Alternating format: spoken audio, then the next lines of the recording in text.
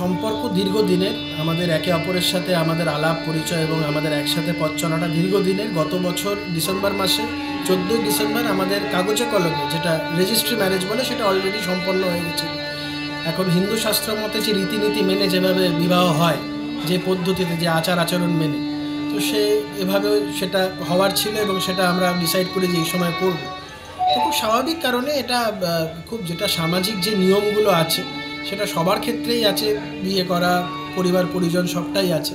তো আমি তো এই নিয়মগুলোর বাইরে নই বা সামাজিকতার বাইরেও আমি নই।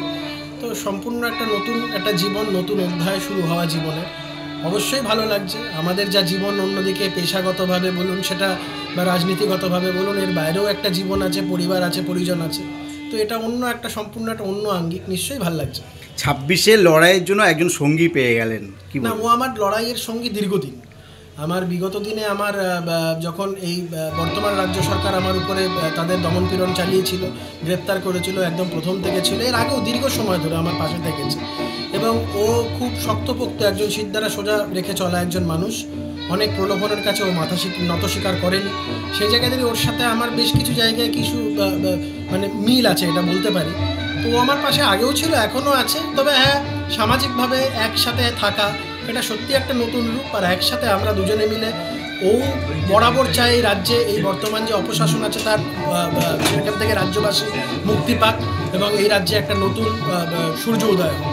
তো সেই জায়গায় দুজনেরই আমাদের চিন্তাধারা এক। আপনার কি মনে হয় 26-এ যে লড়াই, সেই লড়াইয়ে আপনি আর প্রীতিদি দুজনে একসঙ্গে লড়াই করে কি মুখ্যমন্ত্রী চেয়ার থেকে সরাতে পারবে? দেখুন, প্রীতি এবং আমি, প্রীতির কোনো রাজনৈতিক দলের সাথেও সম্পৃক্ত নয়, কিন্তু আমি এটুকু বলতে পারি তিনি বর্তমান রাজ্য সরকার বিরোধী মনোভাব পোষণ করে। সেই জায়গা থেকে দাঁড়িয়ে ওর যতটা কন্ট্রিবিউশনও নিশ্চয়ই করবে।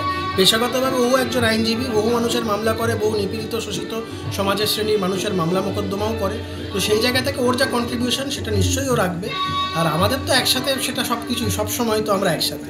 রাজনীতিগতভাবে যদি এক জায়গায় এক ছাতার তলায় নাও আসতে পারি, কিন্তু মতাদর্শগত জায়গা থেকে বলুন বা অন্যান্য চিন্তার ভাবনার জায়গা থেকে বলুন, আমরা সবটাই এক।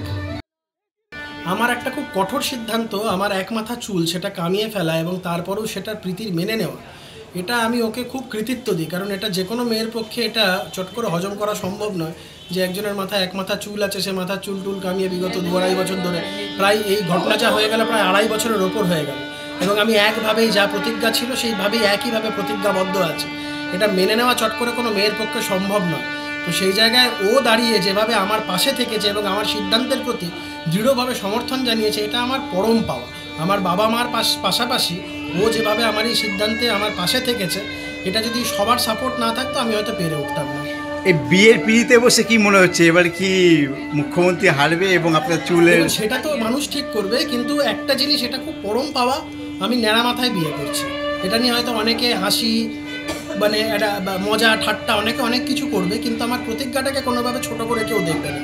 এবং আমার এই প্রতিজ্ঞাটার পাশে আমার পরিবার, আমার পরিজন, পাশাপাশি আমার জীবনসঙ্গিনী প্রীতি যেভাবে পাশে আছে, এটা সত্যি অভাবনীয়। আমি কৃতজ্ঞ তার কাছে।